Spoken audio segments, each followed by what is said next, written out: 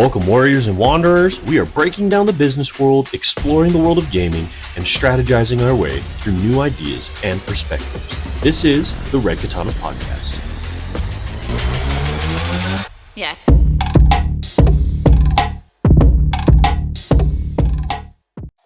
It has been a minute since I have put out a podcast, and it's been a good couple months.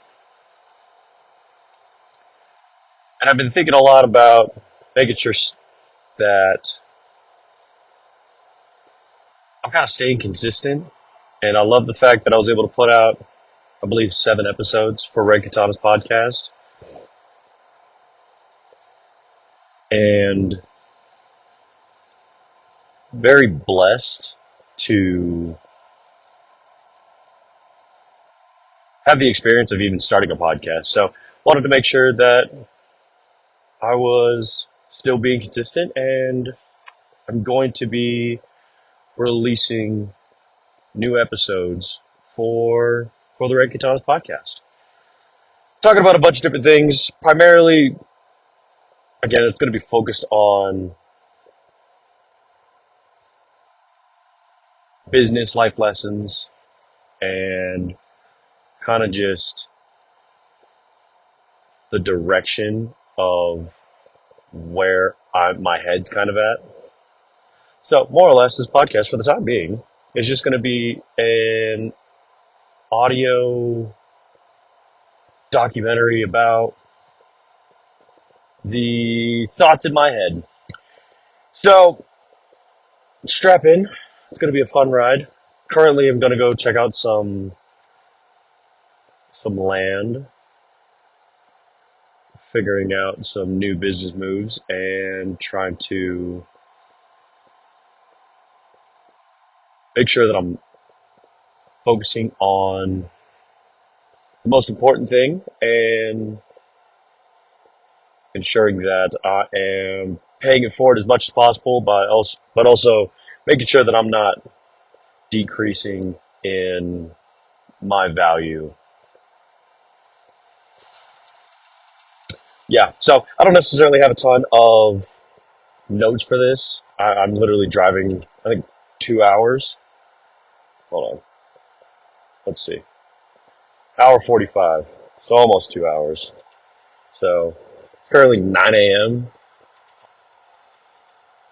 Oh, 9 a.m., October 23rd. So I'll be there at about 11. Well, 9:15, I guess. So it should be an interesting time. Kind of bouncing some ideas around in my head. Been working on the federal contracting aspect of everything. Kind of did a stint with video games and streaming, which is kind of fun. I do occasionally enjoy a good video game session. I swear, some people are just garbage drivers. Sorry to digress a little bit, but it's interesting watching people drive and seeing not only them, like some people when they're driving, you can tell they're just bad drivers, which I feel like that isn't nearly as bad as people that just intentionally do dumb things while driving, thinking that it's a good idea. Like, yeah, let's go cut off a semi, and then the semi's going to swerve and cut off a bunch of other people. And you can tell that that person has never driven any kind of big vehicle whatsoever because they're driving a garbage Corolla. Nothing against Corollas, but they're driving like a beat up piece of crap sedan or coupe, and they pull in front of a 15,000 pound truck pulling 15 to 18,000 pounds worth of material on the backside of a flatbed. Like, that's a good idea. Alright, I digress. Yeah, so did a little bit of a stint doing some streaming. I like the streaming aspect of it. It was kind of cool because I was able to kind of dive more into audio visual and understanding all that aspect and some different things on there. Might do some more streaming later on. Kind of got to figure out how I'm going to do that. Want to kind of incorporate it with some different things that my family, my friends, myself, my brothers are doing. Been really plugging in to the real world. If you don't know what that is, go ahead and look it up. And it's such a cool platform to be able to get into. If you're looking for positive community and just no BS, no non-restrictive, hardcore get after life, wake up every day, kick butt, take names, and then go to bed and do the same thing the next day. It's a really good platform for that. And I really enjoy that platform, and that's definitely something that I do. So that's kind of my personality is I kind of just attack anything and everything that I go after, which is interesting because then I invest time and money and blood, sweat, and tears into things. I get like hooked on a hobby and I decide, yeah, I'm just going to go for it. So, yeah, it's been good fun. Literally got a Telegram message saying, hey, do 50 push-ups. I'm not going to check in with you, but God is watching. I'm like, all right, sounds good. Looks like I'm doing 50 push-ups at 4 a.m. I don't know why I got woken up at 4 a.m., but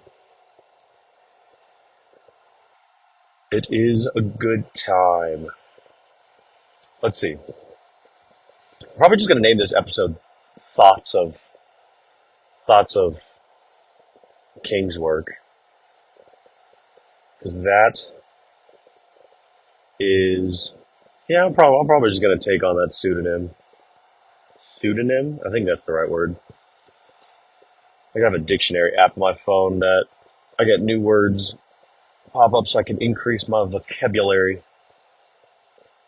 But yeah, so been doing a lot of different things. Working on federal acquisition.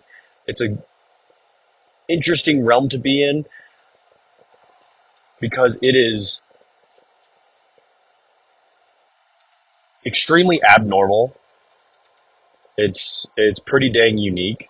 It's not like a typical economy. It's not like, okay, I'm going to start my own business, sell a product, sell a service, which I will be diving into probably in coming episodes, talking about copywriting and kind of me getting into that.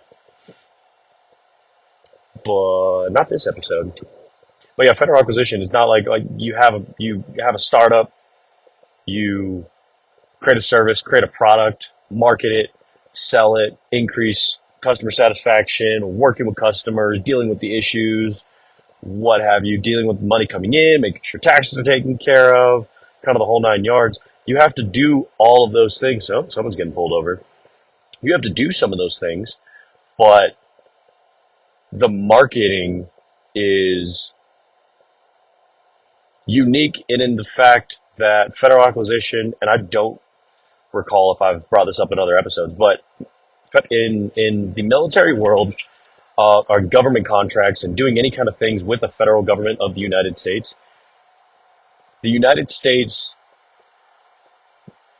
contracting world provides and stimulates the economy in such a way that it's kind of interesting because they do nothing more or less for the revenue that they bring in. It's taxpayer dollars. Obviously, they do something that provide security for the nation. That's not what I'm talking about.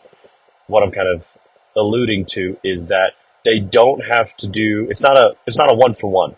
Their budget is determined by Congress, which again I'm putting this out at the end of October. Freaking elections are around the corner. That's going to be an interesting time. Freaking Donald J. Trump versus Kamala Harris. It's going to be such an interesting election. Literally, the more or less the fate of the world is riding on this election. Sister, I get it. You got sparkly glasses. Why are you moving into my lane? Do you not know how to drive? Go take a driver's test. Seriously. You and your big freaking wannabe Gucci knockoff glasses. And good morning to everyone. Yeah, that's funny. But yeah, so the government doesn't necessarily, the Congress decides the budget. Congress decides how much money that the military is going to have, and then the military separates it out based off of previous year spending and account audits that they suck at, by the way. The auditing tactics that the government uses to facilitate their own money. When other people mess things up, they get really angry. They will go through every process to make sure they get their money back. But when they mess up, they just let it happen. It's kind of insane. And obviously, I don't have a ton of experience as far as that's concerned. What I do know is that they kind of divvy up all the money between all the different branches: Air Force, Navy, Army, Marine Corps. Marine Corps gets broken or a branch off of the Navy's budget just because they're a branch off of the Navy. They are a respectable branch in and of itself, but they are a connection to the Department of the Navy. Then you have the Coast Guard, Space Force, and all the other agencies that end up getting funding. But they just break it up between each of those things. Primarily, I do work with the Air Force, and then the Air Force breaks it out between all the different commands, and then each of the different commands spread it out amongst all the different bases, depending on what kind of missions each of the bases have, et cetera, et cetera. So, and that is kind of what determines how much money each of the bases have. So it ends up being that they don't work more or less for their money. They do a service, they protect the country, and then they get allocated a budget. And so it's not a direct one for one. It's not like I provide a service, you pay me for the service. It's I provide a service, and then through a process, I get funding to continue providing my service. And so when that's the case, and there's no direct connection between a service and a product, or a service or a product, and a direct revenue stream or a direct budget, what happens is how they allocate budget is really interesting because I would have to go back. I got to go through the FAR and find the actual term, but it's a lowest or highest, let me see, lowest acceptable quality for the lowest acceptable budget. I'll go make sure that I brush up on those terms, but more or less, they want something that meets their requirements of whatever service they're wanting, right? So they'll put out an SOW, they'll put out a solicitation, and they'll ask people to bid on a contract. Hey, by the way, we want you guys to come in, cut the grass.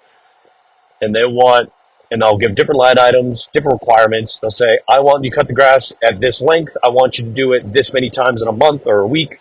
I want you to get rid of the waste or put the waste here and we'll get rid of the waste.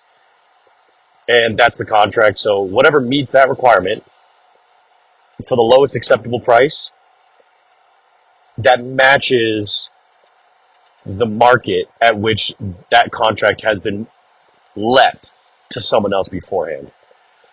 So basically, if somebody else had a contract and they had that contract for $5,000 a month, and somebody came in and cut the grass for whatever square footage, and somebody else comes in and said, "Well, I'll do it for $400." 9 times out of 10, the contracting officer won't even consider that because it doesn't make any sense. How would you go from a $5,000 contract to $400? Now, the $5,000 price point might be overinflated, but the United States, especially for the military side, when they are working with vendors, there is I'd have to see if it's an actual requirement, but it's an unspoken, if it isn't like a written requirement, it's an unspoken requirement basically saying you have to make a profit. Because the military, these things for that, or the contracts that they let to vendors, they have to make sure that they are stimulating the economy. They have to give someone a profit. Now, that being said, you're not going to give 100% profit. Sometimes you can have to get 100% profit just because the risk to reward ratio, depending on what your kind of services and products you're providing. If you're providing flipping missile silos to the middle of Saudi Arabia and you're based in Arkansas, your entire price point is going to be based around the risk of having to ship it to the coast of Africa and ship it all the way through the Middle East or the coast of Africa. Like, yeah, it'd be the coast of Africa or around Europe or up through the different bodies of water, and you'd have to ship it in there via boat. So it kind of depends on what the price point is. But for like a typical thing like that, you maybe put like a 5, 10, 15% markup on it, and that's what they kind of expect, which is kind of interesting. But that kind of thought process is completely not parallel to how a regular business works in the private sector, right? If I'm selling furniture, I don't, I provide the highest quality for the lowest price that will still give me a profit and allow me to run my business and cover my overhead and make sure all the people, my people are taken care of, my costs are taken care of, whatever. And that kind of thought process. And so you end up literally innovating and finding the best shipping, the best transportation, the best logistics. You end up creating the best product, but you end up marketing and you spend whatever amount of money on marketing to a specific demographic, and you have a certain material that is really good quality, but it's not super expensive, and you can get it from a certain place, and blah, blah, blah, blah, blah. Like the level of intimate details of going through providing a product and a service in the private sector versus the military sector or even government acquisitions is not the same. It's really, really different.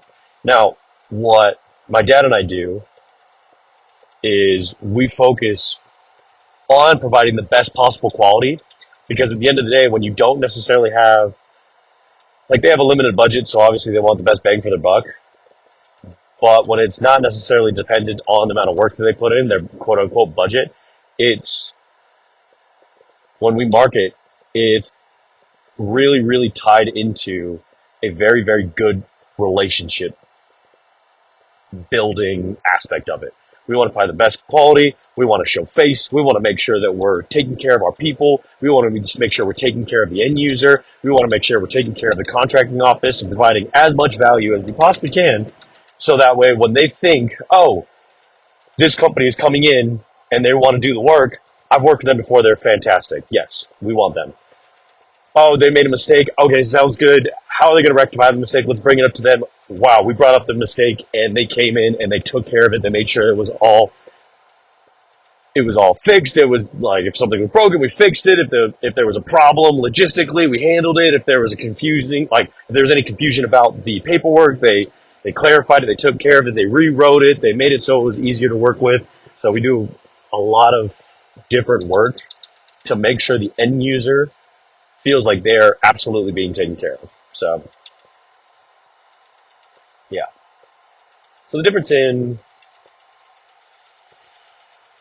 the private sector versus federal acquisition is an interesting realm to work in. And it's interesting. So, like, going through schooling for different business aspects on like a typical business aspect, and then try to tie that into federal acquisition and contract procurements. It's like, even trying to learn that stuff in college and getting a degree in it is interesting, because people try, like, I tried taking some courses, which I'm going to finish my degree just because it's already flipping there. I'm at 113 credits.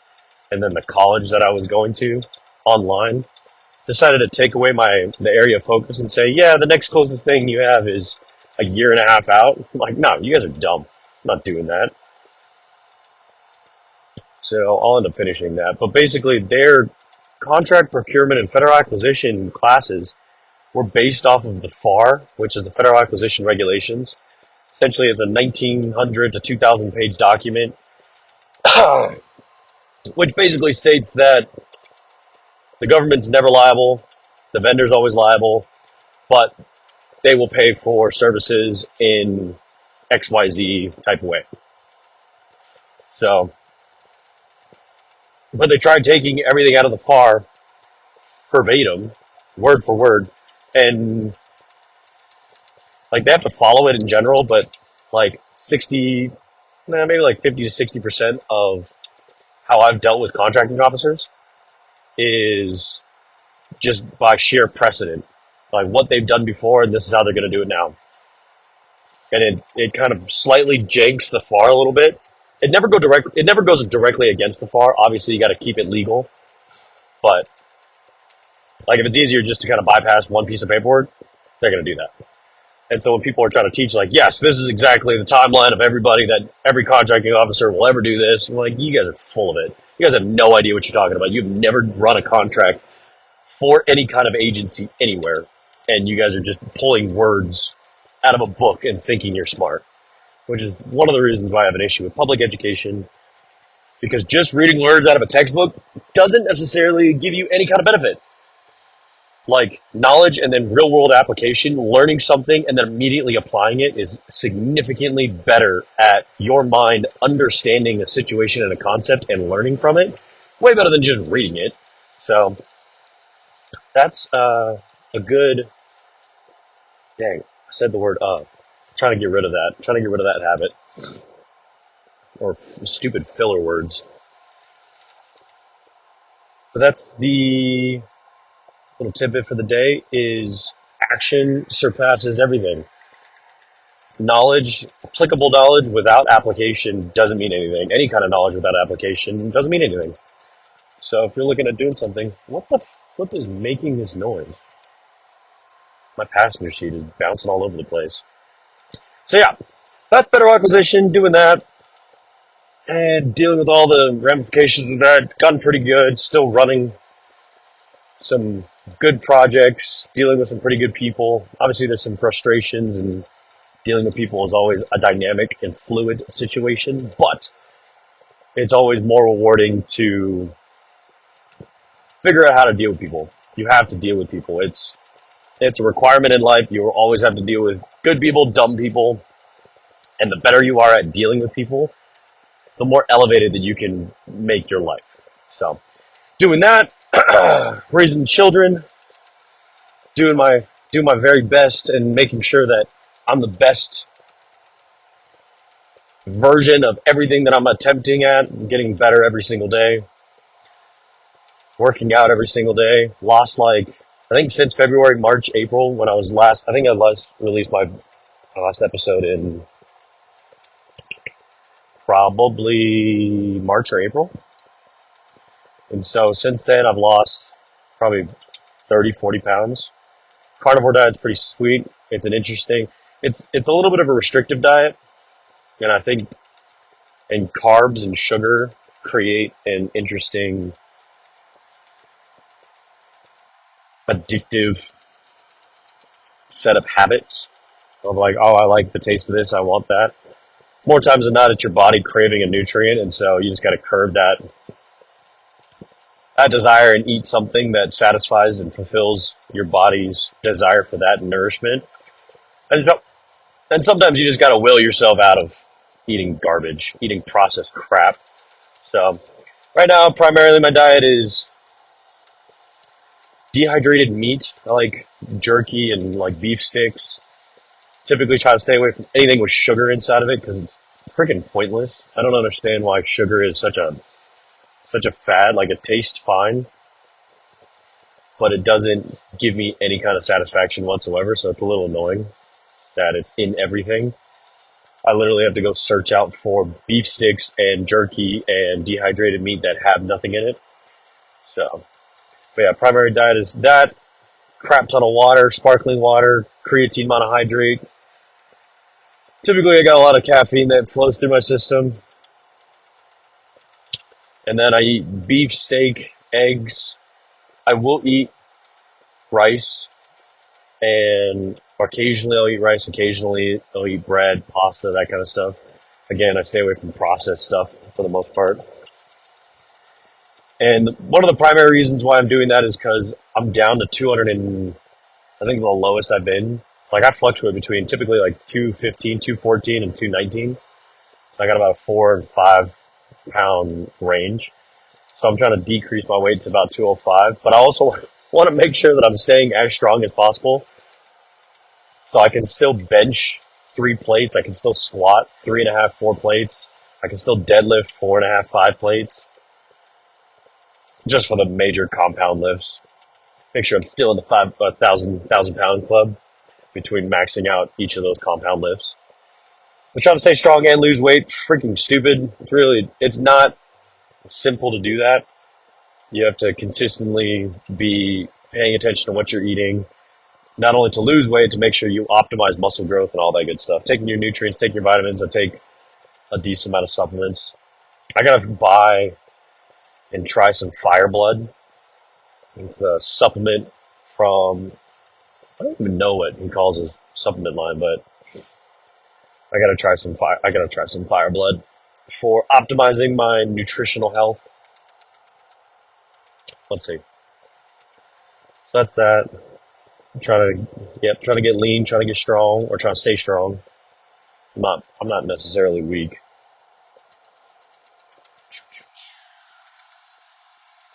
I gotta go and get get some practice into the gun range.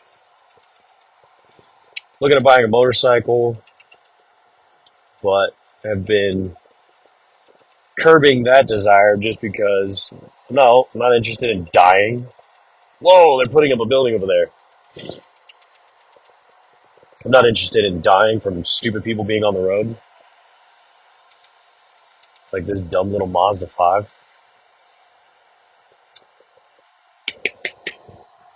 Let's see. Yep. Raising the kids, building a legacy, being the best that I possibly can be, being as strong and as clear-minded and as competent as I possibly can be.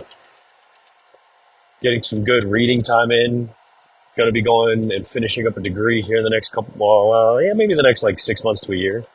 I'll have my degree finished. Like I'm basically finished with my degree credit-wise, but just all the logistical crap that I got to do to finish that. Looking at getting and elevating the contracts that we have. Yeah, getting into copywriting.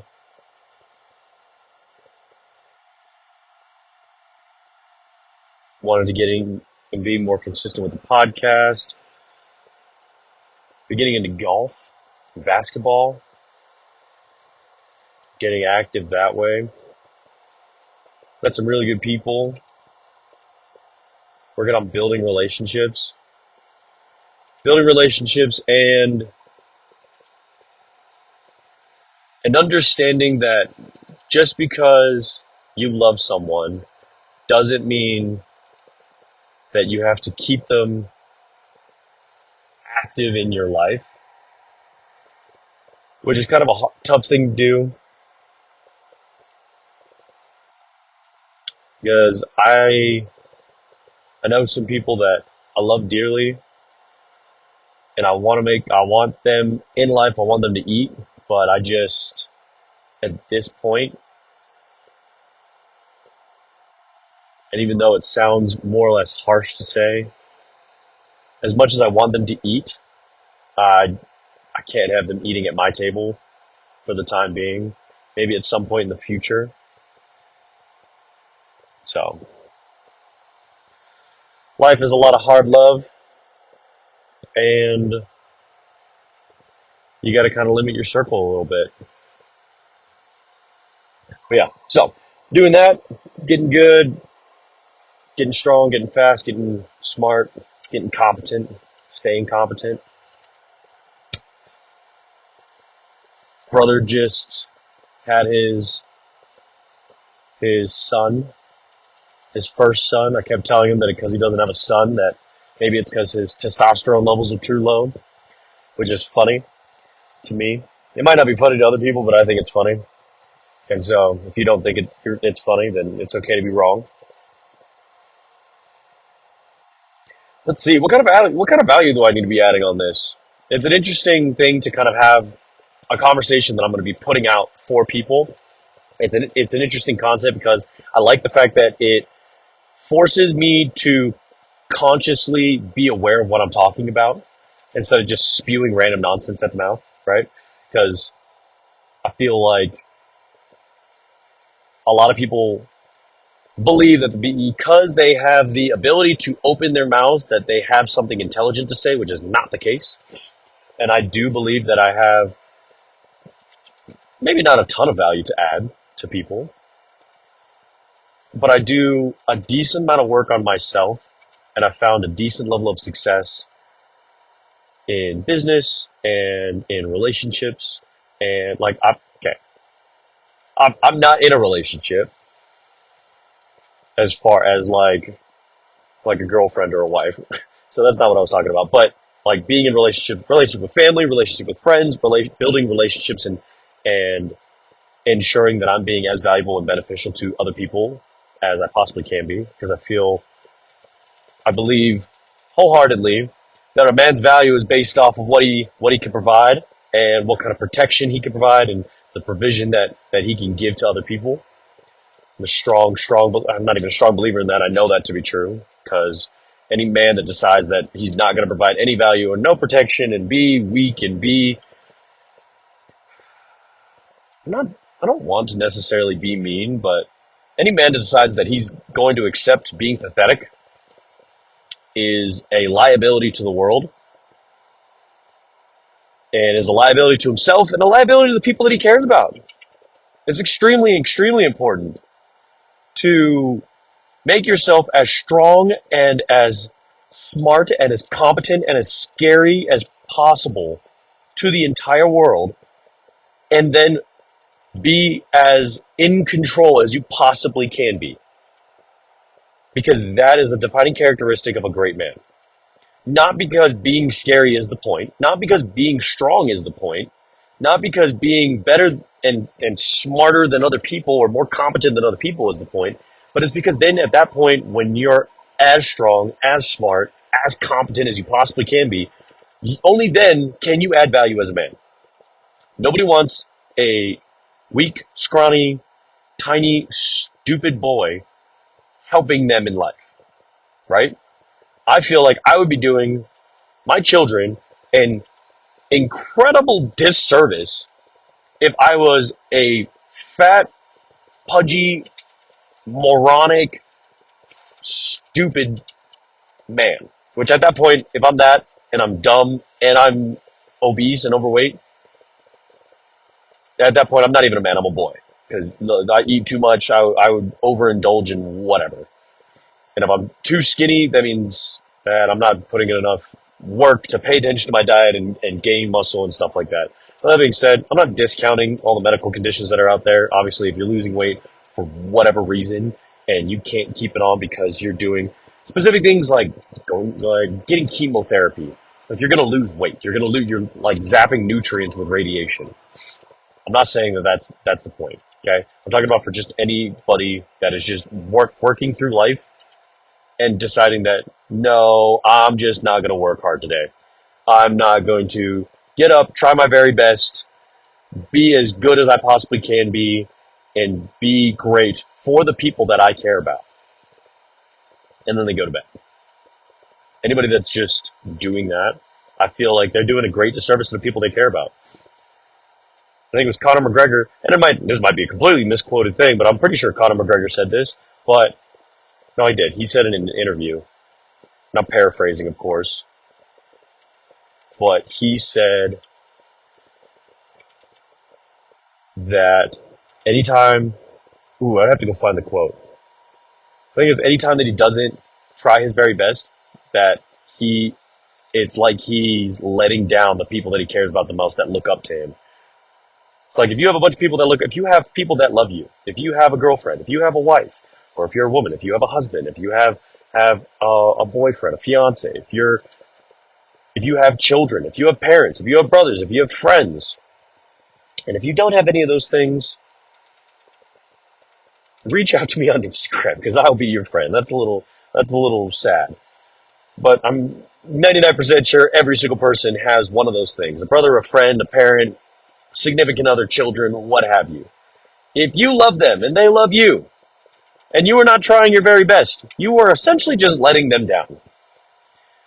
Because if I actually love someone, if I am wanting the best for someone, why would I want to watch them be a lazy POS?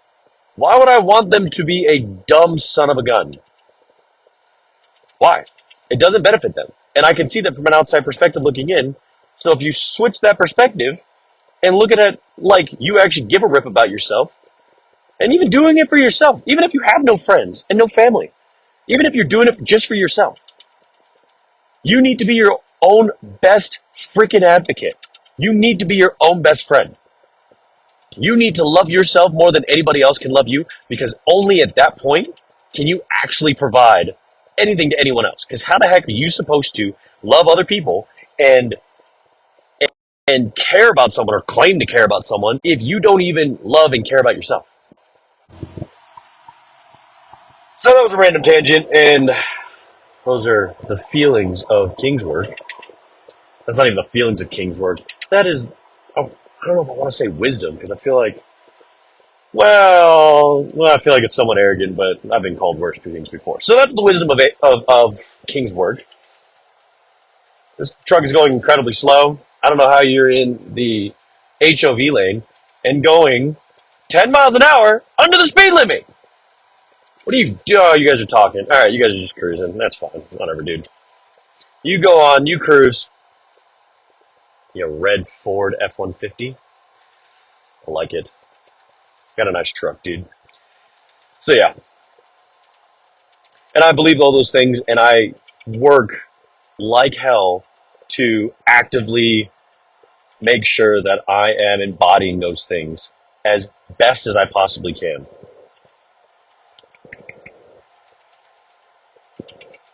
So yeah, so that's that. What I want to do too is I want to get some of my, I got to get some of my buddies on this podcast as well. There's a couple guys. There's 5 people that in my mind would be good to kind of bounce ideas off of. Just because, again, one, I want to be adding value to other people, adding value to anybody that listens to this. And I also want to be adding value to the people that I bring onto the podcast. And so right now I'm just literally using AirPods and my phone to record this on an audio message, which I think is such an interesting thing. I love this. But yeah. Let's see. What other things are we going to talk about? Should we go controversial? Let's do controversial. And I have not had all the details about all these things, but I love the fact that we are, let's see, it's the 23rd. I think it's 31 days in October because Halloween's the 31st, so that is accurate. So 23. That means we got 8 more days left in October. And then elections are November 5th. So that's a total of 13 days until the elections for the United States of America. Now, I know that people have they claim that the United States of America is not the greatest country in the world.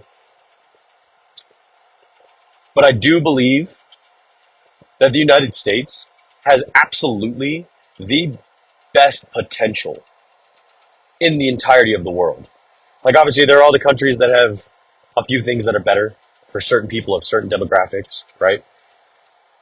But I do believe the United States of America has the absolute best potential to be the greatest country ever in the world. Like, I have 100% wholeheartedly believe the United States is the greatest country, is the greatest society ever created in the history of man. We have the most technological advancements. We have the biggest and best economy. And I feel like that is just a fact. And if anybody disagrees, I'm 100% open to hearing your point of view and to hear whatever facts and figures you can throw at me. If you feel like throwing emotions at me, I am the Aikido and Kung Fu master of dodging emotions and combating them with strict stoicism, and I will frickin' Aikido your damn emotions out of my face. Because if you're being emotional with facts, that's one thing. But if you're just gonna like, oh my gosh, it's so sorry, I don't even know. Oh well, I think people are starving in the United States. People are starving everywhere. Okay? That's not what I'm talking about. I'm not saying that bad things don't happen. I'm saying that the United States of America has the best potential to be the greatest country on the planet. And I think the United States is doing a pretty dang good job for all the BS that everything that's happening. Because, and this is my opinion, and I will say that, so that if I do end up getting canceled, I can at least refer back to the fact that I said this is my opinion. But I do think Joe Biden is the dumbest president that we have ever had. That being said, I don't know a ton about every single president we've ever had in this country, But I know for damn certain he is probably the most useless president ever. Now, one of my beliefs is sustaining the leaders that are in place. So I do sustain him as the president of the United States. Do I think he's doing a garbage job? Absolutely. And I have an inalienable right to have an opinion that he sucks. So, now let's see if we're doing politics. Between Kamala Harris and Donald Trump, I 100% think that Donald Trump is significantly better than Kamala Harris. I have yet to see any facts and figures, and maybe I can go dig deep into it and try and go into the weeds and maybe attempt to find something about her that she's actually done. But from everything that I've looked into and seen and heard, she has done nothing to help anyone outside of line her own pockets and her husband's pockets and and people that endorse her's pockets. I don't know if that was grammatically correct, but I don't care. So, and I know Donald Trump is maybe not be the most likable person in the world. Again, he's a New Yorker, and I love that attitude. I think just bluntly stating that I can do things because I can is a power, not a detriment. He 100% has the ability to work through complex issues because he's done it to make $1 billion empire. And I will say, yes, he probably did grow up with a silver spoon in his mouth. I know a limited amount about his upbringing, and I know that I had a small loan of $1 million. That being said, and so it is $1 million. It's not insignificant. It's also probably not insignificant that he probably got it. What? I don't even know when he would get it. He's 70 years old. If he would have got it when he was like 20 or 30 years old, it's 40 years ago, so it'd be like the 80s. And so if he got $1 million in the 80s, again, significant amount. But he turned $1 million into a multi-billion-dollar empire. Most people, almost everyone that I know, if I gave them $1,000, they would spend it on something stupid. They would do nothing with it. They would benefit nobody. Give them $1,000, they buy an iPhone. Or they would spend money on food and partying and gas to go hang out with people that do nothing for them in life and provide them no benefit whatsoever. So I'll give that to Donald Trump's credit. And he's done a ton of stuff. When he was president, he was actually doing things. It is accurate that he did not start any wars. It's the only president to not start any freaking wars. Under Joe Biden, freaking Israel versus Palestine, Ukraine versus Russia. Now those have literally nothing to do with us as a country. It's literally like me living in a house and like 3 blocks away, somebody is egging someone else's house. And if people think, oh, we should definitely be involved in Israel and Palestine or Ukraine and Russia, I'm like, sure. If maybe helping make sure that person's house doesn't get egged because I like them as people from afar, that's fair. But I'm not going to go and pay their mortgage because somebody's egging their house. That doesn't make any sense. Why are we spending money on everyone else in the freaking world and we can't even take care of our own people? Like my example of, oh, this country has the greatest potential. It's like, what about the starving people? I'm like, cool, let's help them. Why are we helping Ukraine? Why are we helping Ukraine? Why are we? And like Israel and Palestine, that's a very specific thing as like for religious purposes, and I understand that context for it. So if people are wanting to be involved in that due to religious beliefs and understanding, and that's their push for it, so be it. But as a country, on a political stance, on just a logistical stance for our country, it makes no sense. Why would we go and help them? That dude has something sticking out of his window. Like it's shoved in between, like his window's closed and it's shoved between his door and the glass of the window. It's so random. But I don't know. So I don't have. I am a strong believer in making sure that. So like it sounds more harsh than it actually is. But if you take care of yourself, then you can actually go help other people. Right now, the United States is not taking care of itself as much as it should be. Our own people, our own 300, I want to say probably more than 340 million people now, because I want to say the last time I looked at that was probably like a 2020 census, but 340 million people in our country. The third or fourth largest, I think it's the third or fourth largest population, along with like probably the third, fourth, maybe fifth or sixth largest landmass to take care of. We're an insane producer of agriculture. We would be a great producer of flipping non-renewable resources, oil and gas, if we didn't shut down a flipping pipeline like idiots and be sustainable on the gas. So that way we were freaking, oh, let's support other people. Let's give other countries our money for stuff that we, it's like, I'm going to have a box of flipping Cheez-Its in my house. And then I'm going to go pay someone else for their Cheez-Its at their house and leave my Cheez-Its in my house. I don't know why I decided Cheez-Its because I never eat Cheez-Its, but it's like I'm having food in my house, but I'm going to go pay someone else for food. It doesn't like obviously if I had no food in my house, I would need to go get food. I would need to go to the store and get food or go hunting and get food if I'm being the barbarian that I am. But I don't know. I digress for that. So, that's my brief opinions on the political stuff. What else? So I've gone through work, being a man, political stuff.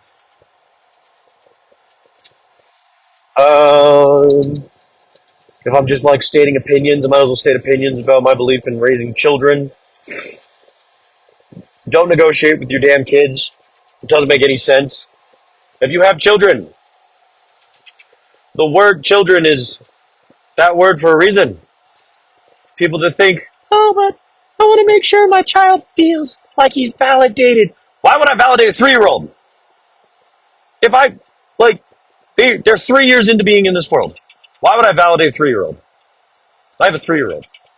Why would I validate it? Like, I make sure that I'm obviously not like telling him he sucks at everything. But if he's like, Dad, I feel like I want lollipops and Lucky Charms for breakfast, lunch, and dinner until I'm 43 years old, I'm going to say, kick rocks. Hell no, I'm not giving you lollipops and Lucky Charms, you little ding-dong. I love my child. I love it. I love my child with all of my heart. But I will not do that. Because as much as I love that, and I feel like that is valid, I want chocolate all the time. No! Not giving my children chocolate. My 5-year-old wants chocolate. I might indulge them every once in a while, because I am somewhat spontaneous. Well, I'm spontaneously spontaneous. So I'll randomly, like, have access to chocolate and be like, all right, grab a Snickers bar. That's fine. Go eat that. But I'm not going to give it to them all the time because they're going to just eat it all the time. I'm not going to let them watch the flipping iPad and watch all the dumb programs on YouTube. You know how much garbage is on YouTube? Why would I let them do that all the time? I feel like I need to do this right now. I feel like I should play video games. Shut up! I'm not negotiating with you. You have 3 years on this world, and I have decades on you. No, I will not indulge that. So, for anybody that wants the advice or wants the mindset, because I love my children, and I'm a very big advocate to making sure that your kids understand that you're in charge. I have had experiences with people thinking that giving their kids whatever they want, so that they claim that it's for the kids, but at the end of the day, and again, no disrespect, if you feel like you're going to parent your kids the way you're going to parent it, I have no problem with that. This is me just spewing my opinion, okay? But In my humble but accurate opinion, if you give your kids whatever the heck you want, it is not for the benefit of your child because eventually your kid will be a menace to society because they have no discipline. They have no sense of delayed gratification. They will want whatever the heck they want, and when they get into the real world and they tell their boss, well, I want a raise, and the boss says no, and they cry about it to you, that just essentially means that you're raising a useless person. You're not giving them whatever they want for your children. It is not for them. It's because you are lazy.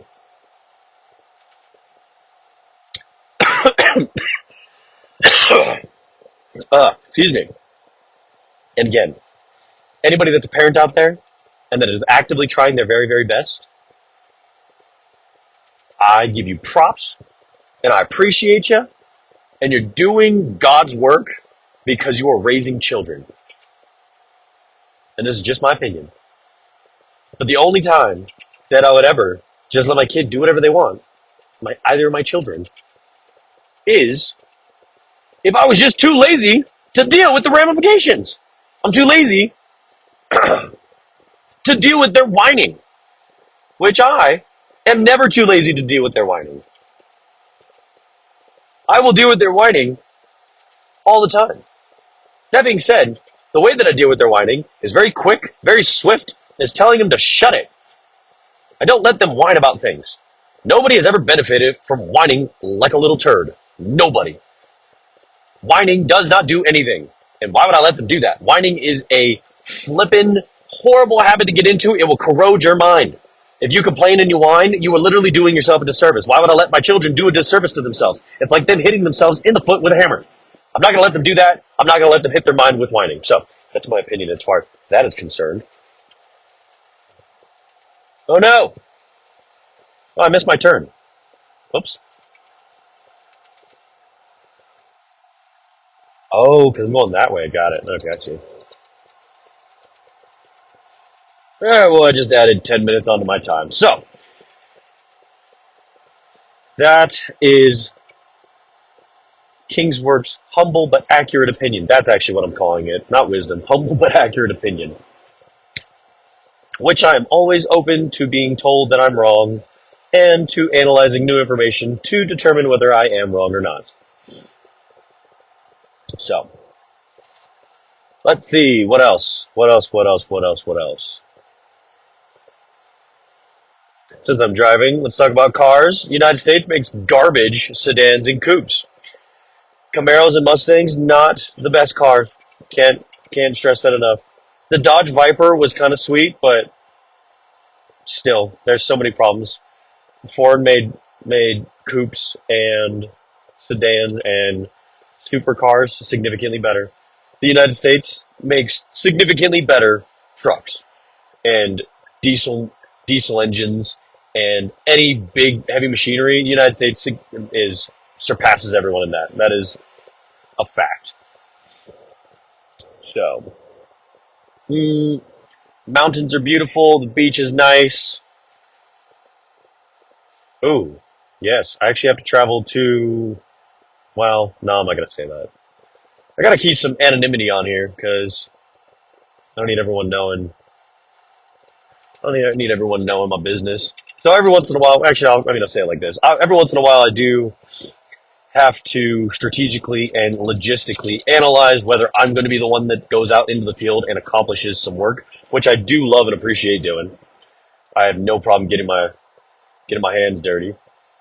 So, in the future, in an undisclosed amount of time, I do have to go to. I do got to go to northern Japan to complete some work, and I absolutely do love Japan as a country. I love Japan. It's a beautiful, beautiful country, beautiful people, beautiful culture. I'm currently learning. Somebody stole that dude's tire.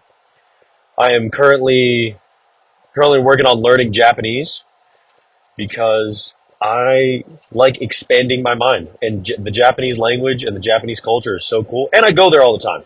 So I think I used to live in Okinawa, Japan. The first time that I ended up going out to Japan was in 2021. And I more than likely will head to Japan every year for the foreseeable future. at least for the next 2 years, because that's when my contract is up. I'll have to make a trip out to Japan. Love Japan. And so there are some military installations out in the Japan islands, the Japanese islands that I help service. And yeah, it's really interesting though about Japan. Again, this is 100% just an opinion and a objective observation about Japan. But I know people say like in Japan they are so incredibly efficient and effective at things, and they definitely are. But it's interesting because when like observing it as a foreigner going through Japan, having the limited amount of experience in Japan that I do have, but when I look at how they've created their infrastructure, it's like they became so good at being efficient that their efficiency is preventing them from being efficient. So like they efficiently found one way of creating buildings, and they have found one way of making skyscrapers, one way, or they found the most efficient way of building roads that weave in and out of all of their giant flippin' buildings, and they literally stack everything on top of each other. They're really good at like maximizing the amount of space that they have. So everything is really, really small. And the portions are really small. I'm 6'3", 220 pounds, 215 to 220 pounds, depending what day it is and how much I decide to eat the day before. And so I devour 2 or 3 entrees whenever I go there. I love eating in Japan. Their food is fantastic. But they stack everything on top of each other. But I think they became so efficient that they ended up decreasing their efficiency because it's like they can't, there's no ceiling to their efficiency. And so it's just interesting. That's a random tidbit that I noticed about Japan. But Japan's beautiful. I'm learning Japanese. I speak a very minimal amount of Japanese. Probably should pull to the gas station to get some water. My throat is a little parched. Good stuff. And I've been talking for about an hour now. Terrible accent. Absolutely terrible accent.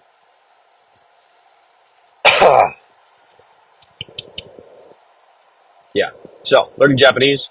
I speak a minimal amount of Japanese. I can describe some things. And I can say that I only speak a little bit of Japanese. I can ask where things are, ask for directions and where to go and how to find things and stuff like that.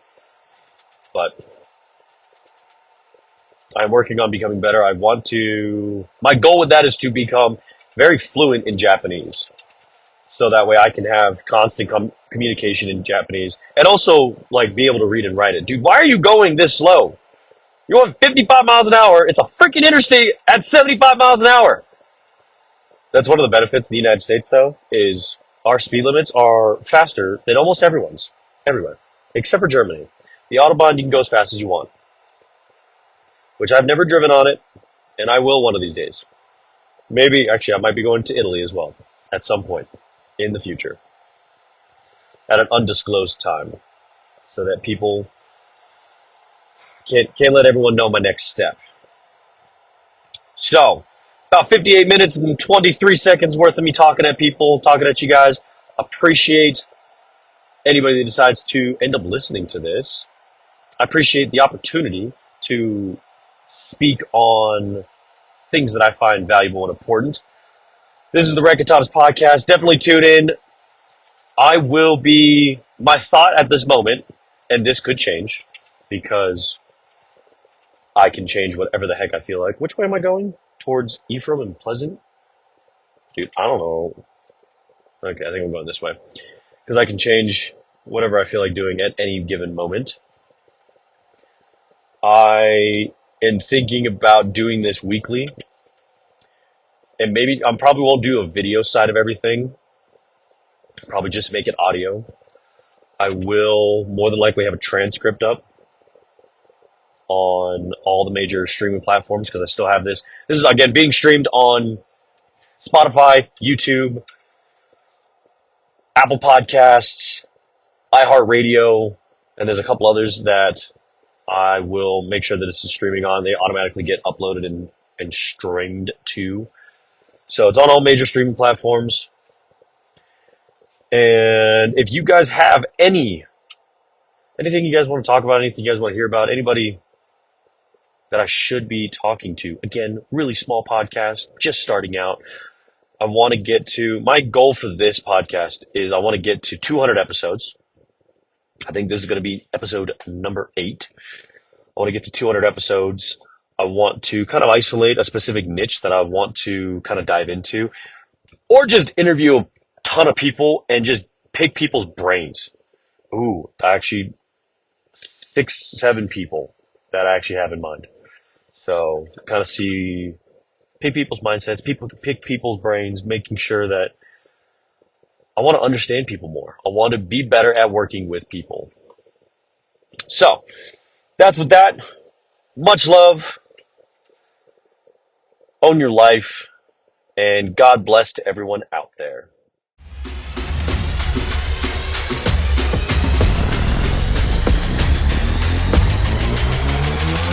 Yeah.